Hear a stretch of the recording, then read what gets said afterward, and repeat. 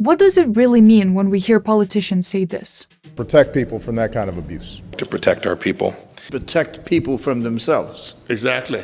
On one hand, there's China, which states that it's protecting its cyber sovereignty with the Great Firewall, which might block Wikipedia articles or full websites to protect people from outside influences. Then on the other hand, we have the European General Data Protection Regulation, which includes the right to be forgotten on the internet, or the right to be informed on what data is collected. Obviously, the amount of laws regulating the internet data and content is overwhelming. Seriously, look at this.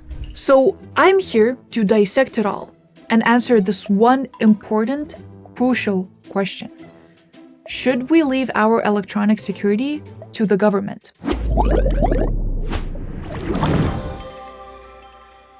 Alright, what does electronic security really mean? Your phone wrapped in a blanket? Cute, but not quite right. For us, e-security is a country's readiness to counter cybercrimes and its commitment to protecting online privacy. I'm gonna be nice this time and start with the positive.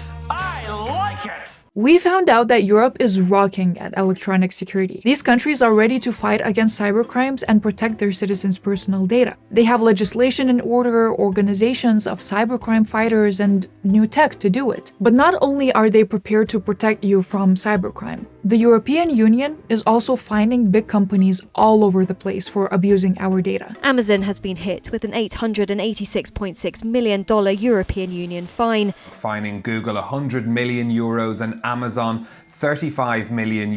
The Amazon fine is probably the biggest one yet. We still do not know the exact reason, but one thing is clear. It has to do with this annoying little pop-up. And Amazon not letting consumers opt out of data collection. This might feel like an all power to the people moment, right? Power to the people. Yep. Well, there is a slight problem here. When GDPR came into effect, it was a big deal.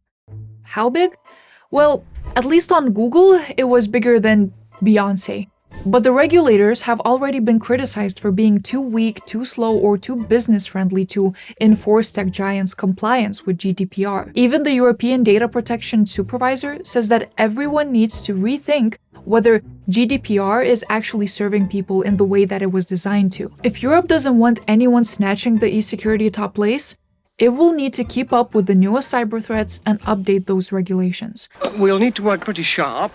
But enough about Europe, as that is where people still have some power and security on the internet. There is a scarier, way scarier statistic out there. Autocratic countries don't show any intentions to protect their citizens' data, which means that so many citizens of the world are vulnerable to having their personal data stolen or taken without their permission. What might be even more troubling is that some of these states control the internet. Bloomberg reports that Putin is now raising an iron firewall around Russia.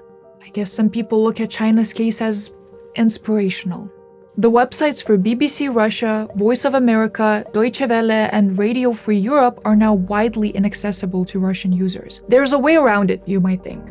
You might even know that about 22% of Russian internet users had access to a virtual private network in 2020. But last September, the Kremlin banned many popular VPN tools. Protecting your country from cybercrime is not the end of the story. Citizens' privacy is equally important. And I'm sorry to say, but autocratic countries are not the only ones that create suspicious laws or introduce scary technology into the mix. It was reported that in Southern California, local law enforcement agencies have been using a cell phone tracking tool.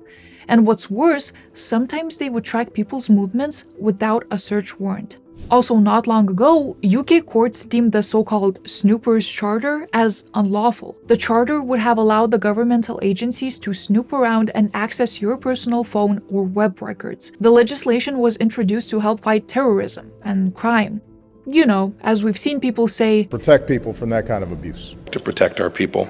Protect people from themselves. Exactly. But we always need to question if protecting us in one aspect doesn't mean hurting us in another, especially when it comes to living in countries that are perceived as leaders in so many things, such as the US and Canada. Because according to what we've discovered, they aren't leading when it comes to protecting citizens and their data in the digital world. And even if we finally live to see this beautiful, cyber-secure, data-protected, internet-regulated, freedom of expression and information utopia, we still need to be the ones responsible for our awareness and security. Just last year, a report found that 85% of data breaches have a human component. Another one says that 20% of data breaches happen because of a remote worker. Social engineering, lost devices, or phishing attacks are costing companies millions of dollars. And us, our privacy. All that simply because they lack awareness and training.